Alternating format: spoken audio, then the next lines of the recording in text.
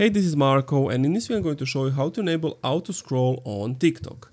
Now before I start with the video, subscribe to the channel, it helps me out a lot. So what you need to do is you need to open up TikTok and then just long hold on the screen until you get this option.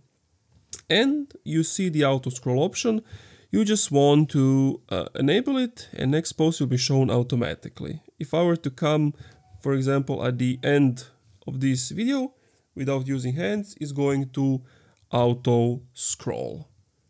Now, if you want to turn it off, all you have to do is tap on the arrow.